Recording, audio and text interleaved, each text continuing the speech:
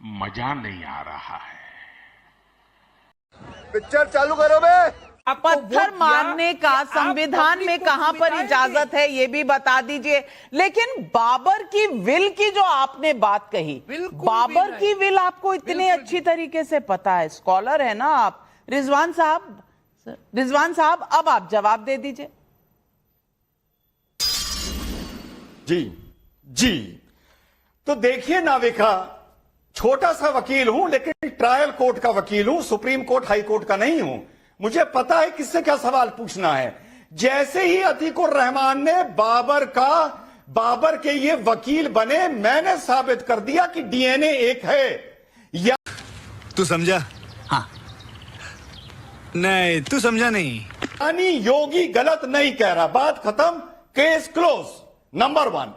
अब बात आती है जो उन्होंने कहा मैं संभल जाऊंगा, अखिलेश यादव जी ने कहा बिल्कुल जाइए, लेकिन भैया बहराइच में आप तो सेकुलर हैं ना, बीजेपी राइट विंग है, फार्सिस्ट है, कम्युनल है, हिंदू मुसलमान करती है। आप तो हिंदू मुसलमान नहीं करते ना, तो आप बिल्कुल संभल जाइए।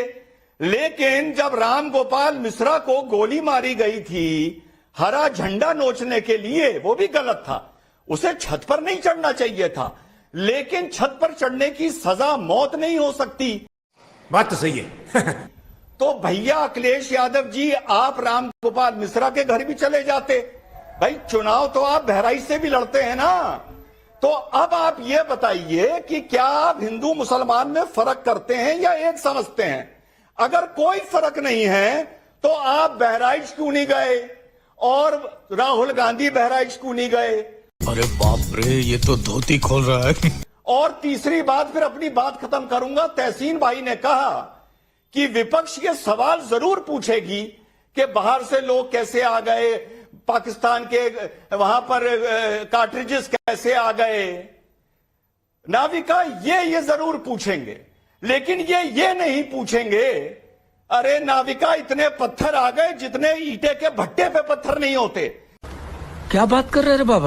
बिल्कुल, इस सवाल पर किसी ने कुछ नहीं उठाया। और यही सवाल अनुराग भदौरिया जी, पहला सवाल आपसे जवाब दीजिए। तहसीन आप पर आ रही है जी। अनुराग भदौरिया जी, बहराइच तो नहीं गए अखिलेश जी? देखिए, बड़ा अच्छा सवाल पूछा है।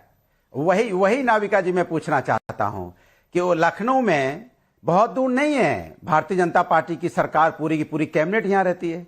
मात्र 7-8 किलोमीटर दूर लखनऊ में विकास नगर में अमन गौतम की पुलिस कस्टडी में मौत हो गई। कोई नहीं गया बीजेपी का नेता, समाजवादी लोग गए और उन्हें आर्थिक मदद भी की। चल झूठा, ये समाजवादी लोग हैं। क्यों बीजेपी का नेता नहीं गया, जरा पूछना चाहता हूं। वहां पुलिस वाले सस्पेंड भी हुए, उनको दोषी भी हुए पुलिस वाले। इसी सरकार से हमने मांग की, फिर सरकार ने पुलिस वाले सस्पेंड किए, लेकिन बीजेपी का नेता कोई नहीं गया आर्थिक मदद करने के लिए। छोटी सी बच्ची है अमन गौतम की, छोटी सी बच्ची, और भटक रही है। कोई दर्द नहीं निकला। आप गोपाल मिश्रा पर तो कुछ नहीं कहना चाहेंगे ना? गोपाल मिश्रा पर तो आपके पास कुछ नहीं है ना कहने को, आप सिर्फ मुद्दे को भटकाने की बात करेंगे। ये फंस गया सीएम। उधर अतीकुर रहमान को याद आ रहा है बाबर का विल, उनको ये नहीं याद आ रहा कि बाबर ने कितने मस्जिद बना दिए मंदिरों को गिराकर, ये नहीं याद आ रहा। लेकिन विल याद आ रही है जहां कहा कि भाई गौ हत्या मत करना। ये डीएनए नहीं है तो क्या है राधिका खेड़ा जी? बिल्कुल आपने सही कहा, बाबर का डीएनए कहां है ये आज आपके शो पे भी हमें दिखाई पड़ता है। लेकिन अनुराग भाई ने 2 बातें करी। उन्होंने बच्चों की पढ़ाई के बारे में बात करी। अरे आपके नेता के बच्चे भी बाहर पढ़ने जाते हैं, वो जब बाहर पढ़ने जाते थे तो अखिलेश यादव जी फरार रहते थे उत्तर प्रदेश से इंपॉर्टेंट चीजों पे, लंदन में ही रहते थे, सब जानते हैं। राहुल बाबा जो ड्रामा कर रहे थे संभल जाने का, जिसकी वजह से इतनी लंबी लाइनें, घंटों लंबे लाइन लग गए लोगों। अरे देवा, ये गड़बड़ है बाबा। के सामने वीडियो आए हैं जर्नलिस्ट से बात करते हुए, जहां पे लोग इतना परेशान हो रहे थे और कह रहे थे इनको बोलो गाड़ी से उतरे, पसीने में खड़े होके देखे तो पता चले हमारे साथ क्या बीत रही है। वो खुद बाहर पड़ के आए हैं, उनके सारे जीजा जी हो बहन के बच्चों सब बाहर पड़ के आए हैं। और राहुल गांधी का तो हम सब जानते हैं ड्यूअल सिटीजनशिप का भी किस्सा है, बाहर पड़ना छोड़िए, वो तो बाहर के ही है। दूसरी बात, तीसरी बात इन्होंने कही कि वहां पे पाकिस्तान की जब गोलियां आ गई तो ये हमारी जिम्मेदारी बनती है। हम तो जवाब दे देंगे कि वो कैसे आई, लेकिन ये भी बताइए कि आपके साथियों की सरकार, जब यूपीए की सरकार थी तो 26/11 हुआ था, ये गोलियां नहीं, वहां से लोग उठ उठ के आए थे समुद्र के रास्ते से मुंबई में, और किस तरीके से देश को, मुंबई को कैसे उन्होंने एक अपनी बंदूक के ऊपर, नोक के ऊपर रखा हुआ था। हमारे कितने सुरक्षाकर्मी, हमारी कितने लोगों की शहादत हुई, तब वो लोग कैसे आए थे? और आप लोग क्या कर रहे थे? आप ही के साथी के गृह मंत्री बार बार कपड़े बदल रहे थे देश के उस समय। हमें याद है ना कितनी बार कपड़े बदले थे तब गृह मंत्री ने।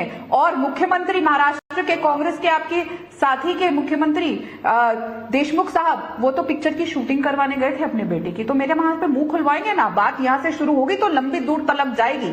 आप एक उंगली हम पे उठाते हैं, इतिहास आपका बहुत खराब है। मुद्दा डीएनए का इतना खटक क्यों रहा है, इस पर पब्लिक के बहुत सवाल हैं। युवराज पाटिल का सांगली से सवाल है जी। महाराष्ट्र आज उन्होंने शपथ ग्रहण देखा है वहां मुख्यमंत्री का, और वहीं से सवाल है, योगी जी ने 500 साल पहले अयोध्या में किस तरह बर्बरता हुई उसका उदाहरण संभल और बांग्लादेश के तौर पर दिखाया। इसके जवाब में अखिलेश यादव अपना डीएनए चेक करवाना चाहते हैं, मगर कुछ बातें डीएनए के बिना भी जनता समझ ही जाती है। क्या वो नहीं जानते ये?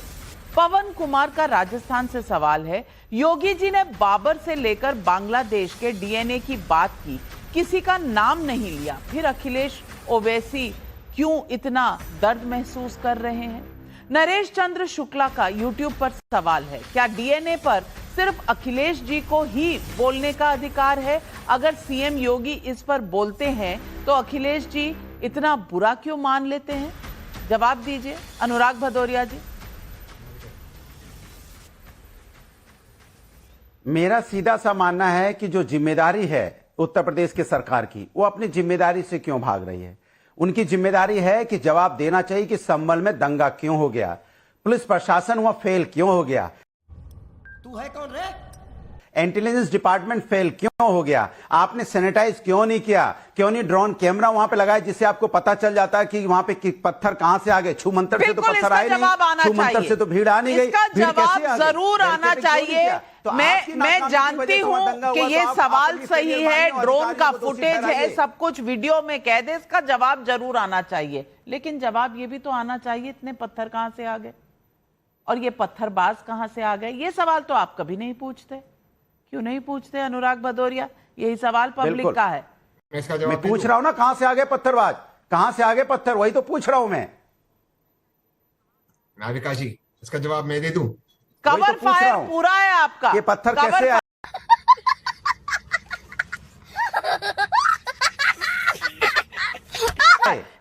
लेकिन तहसीन भाई रिजवान साहब ने आपसे सवाल पूछा, एक सवाल मैं भी ऐड कर देती हूँ। बाबर की मजार पे जाने वाले लंबी लिस्ट है गांधी परिवार से, इंदिरा गांधी, राजीव वही तो पूछ रहा हूँ, पत्थर कहां से आ गए, नकाबपोश कौन थे, डीएनए की बात हो गई तो इतना बुरा क्यों मनाते हैं? साजिश है। चुप, बिल्कुल चुप।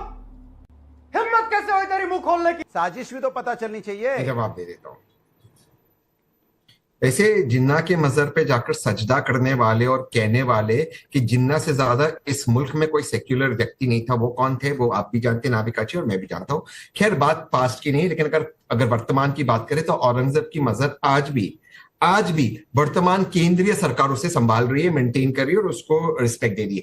बात वो नहीं है कौन कहां जाता, बात यह है कि बार बार बहराइच से लेकर, और मैं रिजवान भाई से बिल्कुल इत्तेफाक रखता हूं, बहराइच से लेकर संभल तक ये कैसे हो सकता है? क्योंकि आपके शो पे जब मैंने शिरकत किया था, विष्णु जैन भाई ने कहा था कि ये प्री प्लान कॉन्स्पिरेसी थे, पत्थर इस तरह से अक्यूमुलेट नहीं होते, ये पहले से प्लानिंग थी। तो ये बार बार उत्तर प्रदेश में पत्थर लोगों के पास कहां से आ जाते? जब माननीय प्रधानमंत्री जी ने आपको कहा था 8 नवंबर को 2016 में नोटबंदी के बाद कोई पत्थरबाजी नहीं होगी, तो या तो ये भाजपा के करवा रही है, इससे फायदा किसका हो रहा? भाजपा का और एमआईएम का हो रहा, या तो ये इनकॉम्पिटेंट सरकार है। दोनों अगर आप फॉर्मूला देख लीजिए, सरकार को जाना चाहिए। बस हमारी यही मांग है, सरकार जाएगी, देश में खुशहाली आएगी, बस इससे ज्यादा हम क्या कह रहे हैं।